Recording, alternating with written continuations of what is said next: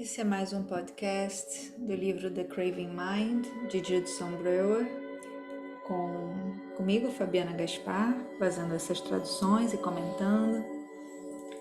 E chegamos aqui no nosso capítulo 10, quase terminando aqui o nosso livro.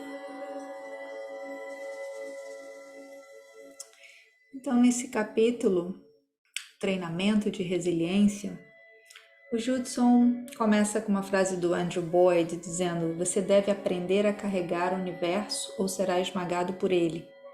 Você deve crescer forte o suficiente para amar o mundo, mas vazio o suficiente para se sentar à mesma mesa com seus piores horrores.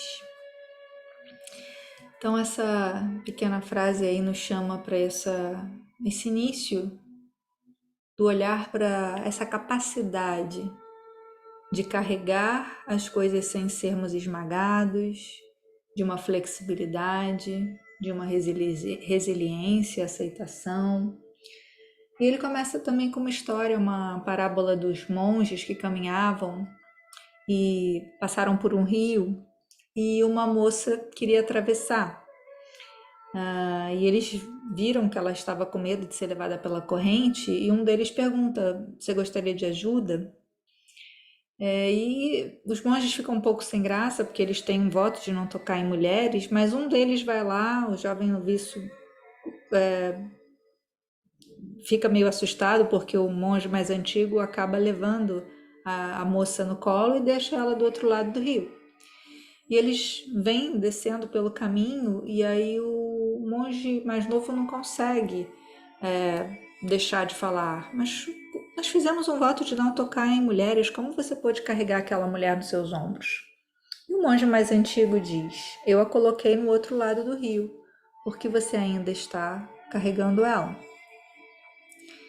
Então ele vai falando, né, um pouco sobre essa ideia de um voto, de uma rigidez e da possibilidade de uma regra ser circunstancial e da empatia, dessa compaixão de ver o sofrimento do outro, que moveu esse monge a tomar essa atitude, fazendo uma distinção entre um dogma e uma orientação.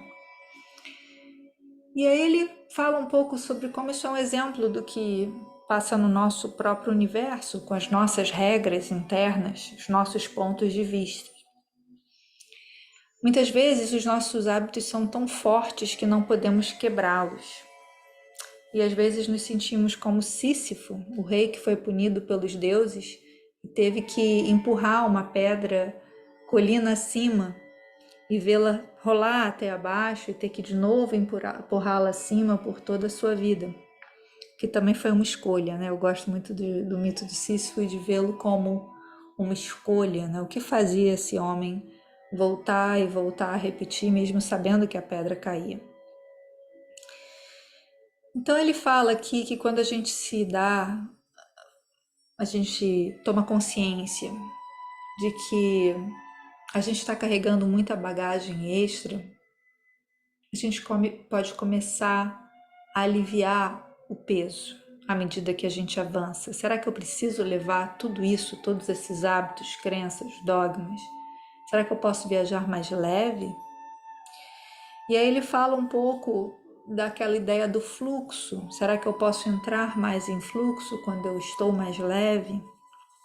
E ele fala da resiliência, que é esse termo que significa voltar à forma inicial, é uma elasticidade, os materiais têm uma resiliência, né? Uma borracha, ela fica quente, ela estende, né, o seu comprimento e depois ela volta. O asfalto também tem uma resiliência. E ela também é a capacidade de se recuperar rapidamente das dificuldades, né? Que pode ser erroneamente chamado de dureza, né? De resistência, algo assim. Mas a ideia que o Judson traz aqui é muito mais da elasticidade do que da dureza, é muito mais dessa capacidade mais flexível. E ele fala dos hábitos, né? Muitas vezes na nossa cabeça a gente tem uma ideia de que a felicidade é como uma fórmula matemática, né? Se isso acontece, eu fico feliz. Se X é igual a tanto, Y é igual a tanto. E na verdade isso muitas vezes não acontece dessa forma, né? É preciso ter uma flexibilidade nas nossas mentes. Ele cita a ideia de quantas vezes um amigo vem com uma proposta no trabalho, por exemplo, uma coisa nova, vamos fazer diferente. Imediatamente o grupo inteiro se levanta, não, né? Uma onda de resistência. E aí demora um tempo até esse colega conseguir explicar a sua ideia e descompactar aquele senso de primeira resistência a algo novo. Será que nós funcionamos assim? Então ele fala um pouco sobre o estresse, hábitos e como o nosso córtex frontal, nessa área do cérebro que tem a lógica, que vê possibilidade, ela às vezes fica offline, ela desliga quando a gente vive algum estresse. E a gente se liga no automático, a gente faz coisas no automático, como acordar no meio da noite para fumar um cigarro ou para beber algo completamente confuso, né? E de repente não entende como botou o cigarro queimado dentro da boca. Muitos pacientes dele chegam no consultório assim, contando essas histórias de recaídas, onde as coisas pioraram depois desse evento. E eles falam muito de que essa corda muito esticada, quando vem uma pressão, ela arrebenta, né? Mentes que são muito rígidas, muito esticadas, né? Duras, elas se arrebentam. Então é preciso afrouxar as cordas, lubrificar os patins, a mecânica da mente. E aí tem uma frase do Tao Te Ching que fala um pouco isso, desse constante resistir, né, ao que está acontecendo e a capacidade de flexibilidade. A marca de um homem moderado é a liberdade de suas próprias ideias, tolerante como o céu, onipresente como a luz do sol, firme como uma montanha, flexível como uma árvore ao vento. Ele não tem destino em vista e usa qualquer coisa.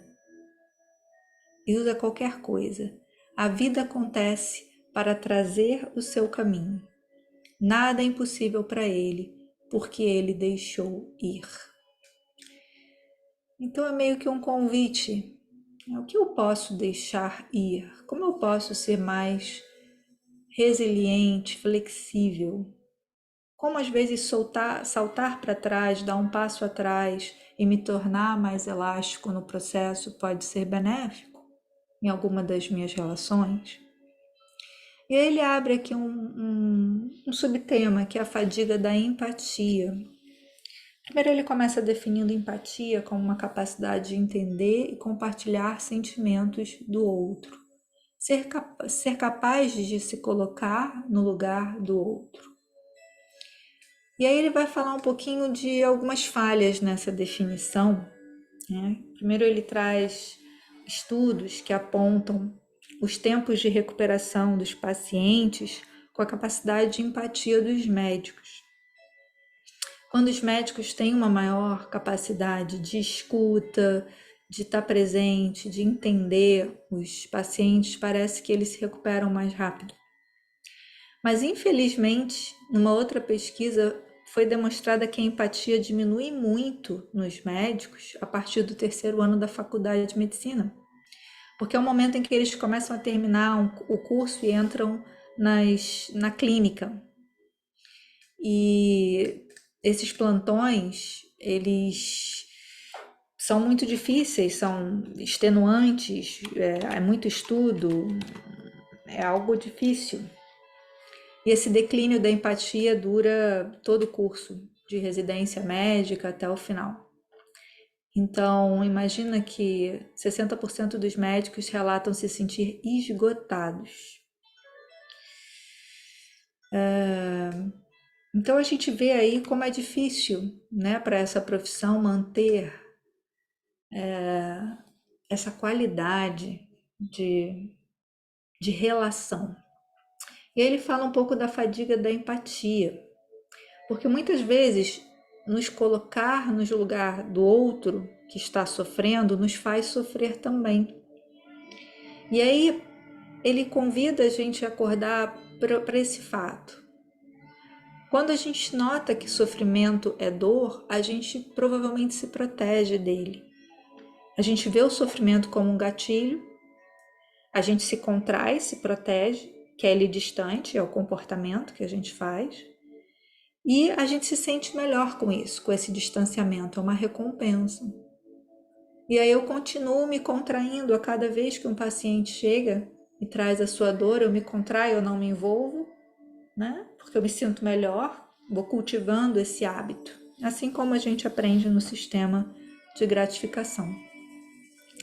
E aí aqui tem um enigma, né? Porque, é claro, ninguém quer que os médicos sofram, sejam mártires, se joguem embaixo de um veículo aí para garantir que os seus pacientes melhorem. Não é bem assim. O que se quer é que exista conexão e que os pacientes se sintam ouvidos e cuidados, mas que os médicos também se sintam seguros, protegidos e não tão exaustos. E aí ele vai falar um pouco sobre... Ele vai trazer uma pergunta. Estamos reagindo ao sofrimento dos nossos pacientes de uma forma que nos leva a sofrer? Né? E aí talvez a definição de empatia convencional não seja perfeita para nós. Talvez a gente tenha que olhar para uma outra definição, que é a motivação por trás das nossas ações. Se a gente leva isso em consideração, eu posso estar conectado com o meu paciente sem ser esgotado nessa conexão. Então ele fala da prática da compaixão que nos ajuda a sofrer com alguém, ou seja, sentir a dor com alguém, sem ser sugada por essa dor. Porque para ser sugada tem que haver um eu, um alguém. E há muitas formas de eu ficar perpetuando esse eu, esse senso de identidade tão forte. Se eu não levo tanto para o lado pessoal, né, quando eu estou com alguém em sofrimento, talvez outras possibilidades se abram de eu acompanhar o sofrimento do outro sem ser arrastada. E no livro Compassionate Life, A Vida Compassiva, do Dalai Lama, ele fala sobre isso. A compaixão sem apego é possível. Portanto, a nossa necessidade de esclarecer a distinção é entre compaixão e apego. A verdadeira compaixão não é apenas uma resposta emocional, mas é um compromisso firme, fundado na razão, na racionalidade. E por causa disso, uma atitude verdadeiramente compassiva em relação aos outros, ela não muda, mesmo que o outro não responda como eu quero. Imagina que um paciente não responde como eu quero, eu continuo com essa compaixão, porque ela é genuína. Ela não está ligada às minhas projeções, às minhas expectativas em relação ao outro, mas eu estou fortemente ligada às necessidades desse outro, independente se é um amigo ou alguém que eu não conheço. Isso é uma compaixão genuína. Então ele vai falar que essa contração da defesa, quando eu estou perto de um sofrimento de alguém, é um senso de autopreservação. E se pudermos ver claramente, a gente vai ver essa diferença entre uma resposta baseada em recompensa, em autoproteção, e uma resposta de compaixão genuína, que é altruísta. Ela quer realmente o bem do outro. E aí ele vai começar a discutir isso, que é diferente eu responder de forma altruísta, que é uma forma mais aberta, mais expansiva, e essa forma contraída, amedrontada. Ele fala da bondade amorosa, que é uma prática de meditação que a gente também busca fazer, que a gente viu nas pesquisas que faz com que essa ideia de um eu não fique tão fortalecida na nossa mente. O eu fica mais quietinho, né? E vem uma bondade que está além da figura de um eu que vai ganhar algo com isso. Então, essa remoção, digamos, do elemento eu, a sua diminuição, ela libera uma energia que estava muito voltada para se proteger e evita uma fadiga tão profunda. Então, isso é algo para a gente praticar com nossos amigos, parentes, filhos, animais. Quando alguém está em sofrimento ao nosso lado, como é que eu posso ficar presente, ter essa compaixão altruísta, sem ser sugado e sem entrar num senso de autoproteção? E aí que eu boto aqui a minha contribuição, né? Se nós viemos de famílias muito disfuncionais, onde a gente viu muita dor, às vezes estar diante da dor nos obriga a uma atitude de ter que agir imediatamente para tirar aquele outro da dor, ter que resolver o problema. E a gente se sobrecarrega com isso. Como é que é estar com o outro sem ter que fazer todo o trabalho pelo outro? Estar junto, de forma horizontal, em companhia, sem ser superior, né? Sem querer dar todas as respostas. E aí ele fala de um treinamento que foi feito com médicos, que é o mindfulness, né? O treinamento de mindfulness para perceber se isso diminui a empatia dos médicos ou melhora. E aí viram que realmente as qualidades de comunicação, de autoconsciência, melhoraram muito nos médicos. Tanto no final do treinamento quanto um ano depois, parecia que eles estavam com menos burnout e mais empatia. Então, essa autoconsciência nos médicos ajudou-os a lidar com estresse, ansiedade e sofrimento de pacientes. E a história do Mindfulness começou assim, né, gente? Nos anos ali 60, 70, o Jon Kabat-Zinn começou isso no hospital. Ele começou isso oferecendo para médicos. Então, voltando aqui para essas diferenças, né? A gente pode treinar a nossa empatia e treinar a nossa compaixão. E algumas faculdades de medicina já estão trazendo esse treinamento de compaixão que diferencia essas reações egoístas e altruístas como um campo de prática mesmo, da gente praticar nossa vida pessoal e profissional. E a gente sai de hábitos reativos de proteção, de frieza, de indiferença, de não quero, né? E aí aqui a gente pode até convidar a uma outra habilidade que o Buda sugere. Em vez da indiferença, a gente pode praticar a equanimidade, né? Só um adendo aqui a esse capítulo. A equanimidade é o inimigo próximo da indiferença. Equanimidade é a capacidade de não ser levado por aversões e paixões. É um caminho do meio. Você permanece conectado, mas equânime diante do que você vê. E a indiferença é a ruptura, é a desconexão. Eu não quero me conectar com isso. Eu saio, eu rompo. É uma atitude baseada na aversão. E aí ele fala do treinamento ou destreinamento da resistência, que a gente pode tentar fazer nós mesmos. Quem sabe esse final de curso agora a gente tenta fazer isso. Quanto mais a gente alimenta impulsos de inquietação, impulsos de querer mais likes no Facebook, atividades muito autocentradas no nosso ego, mais a gente vai reproduzindo esses hábitos, mais a gente faz os sulcos neurais daqueles caminhos no nosso cérebro de repetição. E é isso que a gente quer mudar. Os circuitos cerebrais, os comportamentos, para não ficarmos presos nessas rotinas. É disso que a gente quer, é isso que a gente quer mudar. Então, quando a gente perceber que está, por exemplo, numa briga, apenas falando já sem menor consciência, argumentos estão pulando da nossa boca cada vez mais ridículos, a gente para, respira, sente o nosso corpo. E a gente vê se a gente não está sendo Sísifo, né? Levando a pedra e caindo. E a gente lembra dessa frase, a lei dos buracos. Quando estiver em um buraco, pare de cavar. Chega. A gente saber esse momento. E a atenção plena é isso. Ela nos ajuda a olhar a bússola, lembra da bússola? E ver se nós estamos nos aproximando ou nos afastando do sofrimento. E esse foi o assunto único, praticamente, que o Siddhartha Gautama, esse histórico Buda que trouxe esse ensinamento da atenção plena 2.500 anos atrás na Índia, ele falava disso, 563 anos antes de Cristo. Ele falava que os nossos comportamentos são muito condicionados.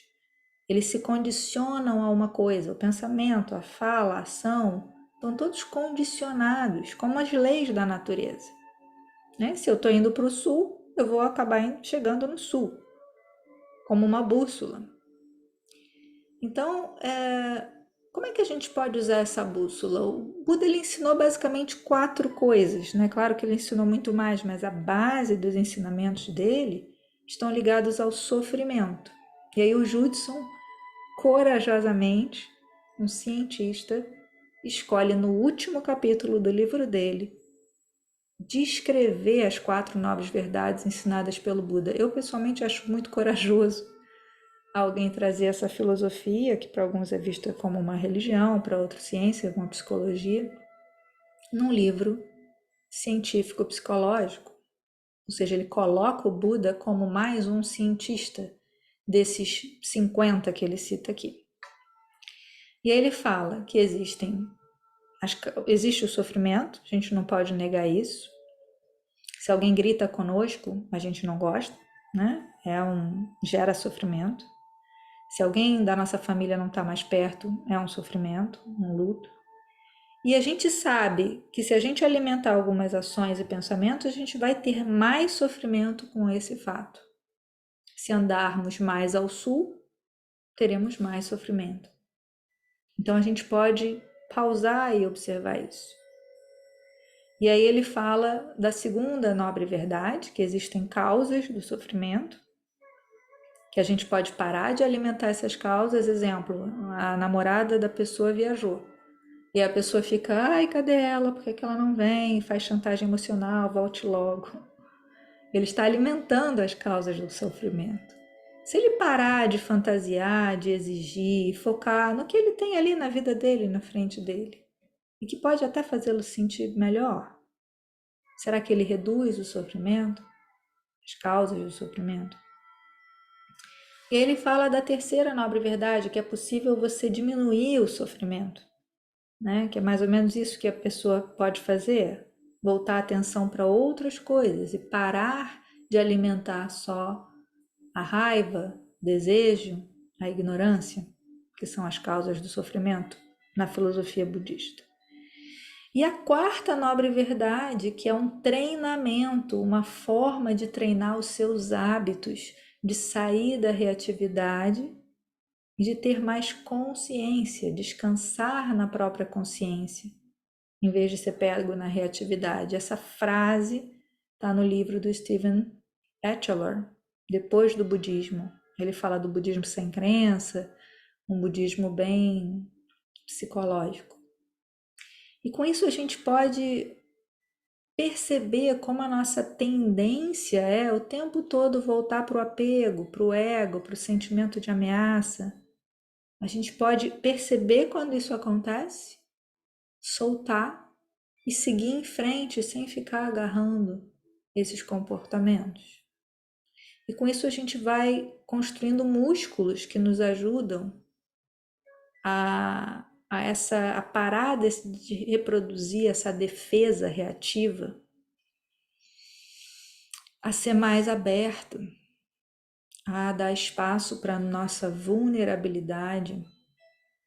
E ele fala da música I Am Rock, do Paul Simon e do Garfunkel, que é essa construção de muros para que ninguém me toque, como uma tentativa de evitar a montanha-russa emocional da vida. Será que o isolamento é uma solução para o sofrimento? Uma ilha nunca chora. E quanto mais nos isolamos do mundo, mais sentimos falta, né? A gente precisa do outro. O Sr. Spock, lembra, não tem emoções. Mas para a maioria dos humanos, a emoção vai ao cerne do que nós somos. A gente precisa do sistema racional e do sistema emocional juntos. E aí a gente vai terminando aqui, né, saindo desses círculos, que é o que o livro nos permite, essa atitude reativa pode parar de ser o nosso única forma de responder. A gente pode ver quando está perdido e tirar a nossa bússola e se perguntar para onde eu estou indo.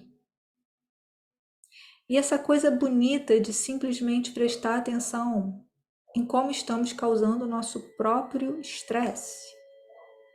Simplesmente por estar atentos, percebemos isso e podemos caminhar e treinar a mente de outro jeito. A excitação antes era a suposta fonte de felicidade, mas ela não funciona mais para nós. Por quê? Porque a recompensa de deixar aí mais uma promessinha de prazer imediato é melhor do que entrar na doença, entrar na adicção. Nosso cérebro, ele começa a aprender, a gente começa a ver com clareza o que é uma recompensa e o autoesquecimento, né? E o que é aprender a ler a bússola.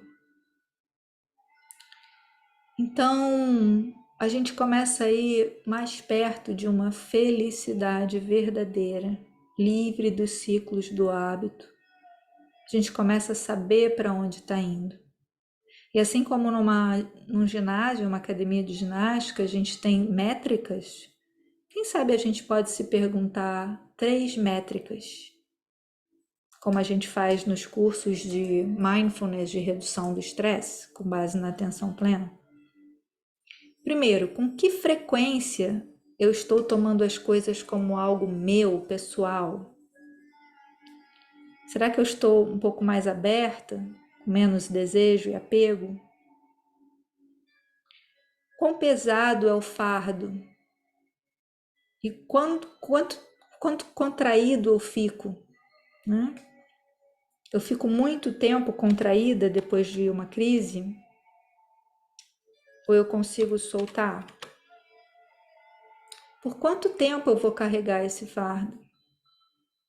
Consigo ver que não vale a pena? Então eu posso usar essas perguntas e começar a soltar um pouco mais, deixar mais leve, não carregar tanto tempo. E eu posso me fazer uma última pergunta: se estamos percebendo que estamos carregando algo, com que rapidez eu posso deixá-lo cair e não pegá-lo de volta? Ou seja, não voltar a esse padrão que me faz mal. Então, esse livro, ele, resumindo, ele nos ensina que não é nada de muito especial ou ter que ir num lugar mágico para conseguir essa mudança.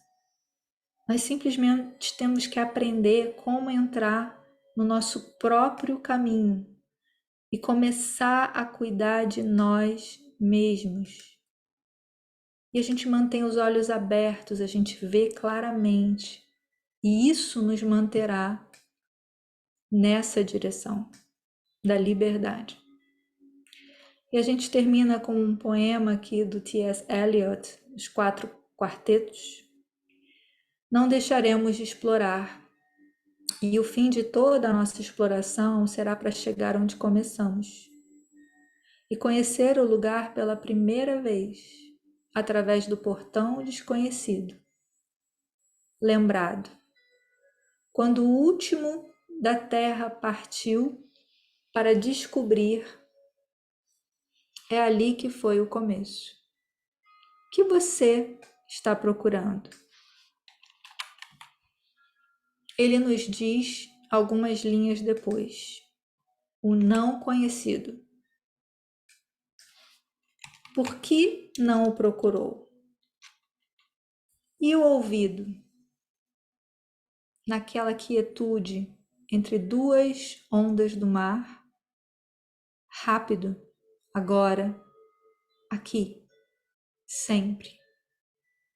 Uma condição de total simplicidade, custando não menos do que tudo. E tudo ficará bem, e todo tipo de coisa deve estar bem, quando as línguas de fogo estão dobradas no nó coroado de fogo, e o fogo e a rosa são um. Ele fala aqui desse tudo, pode ser interpretado como esse conjunto dos nossos óculos que colocamos durante as nossas vidas e continuamos a usar construindo, defendendo e protegendo o nosso senso de identidade. Ele fala de soltar, ele fala de integração, de ver a interdependência de todas as coisas, de nos livrar de todos os preconceitos subjetivos. O que acontece quando essas visões de mundo únicas saem do caminho? Liberdade. E eu deixo então esse convite de vocês continuarem a praticar, sabendo que é uma prática para a vida, é um treinamento para a vida. Se vocês quiserem continuar esse caminho juntos, eu vou ter muita alegria de estar com vocês, praticando esses passos dessa filosofia, dessa psicologia chamada Dharma, junto com a neurociência, os estudos da psicologia, que ajudam a gente a entender a mente e o coração. É uma alegria estar com vocês nesses 10 podcasts e em breve espero revê-los. Que vocês possam ter muita sabedoria, coragem, resiliência nesse caminho. Que haja paz, que haja paz, que haja paz.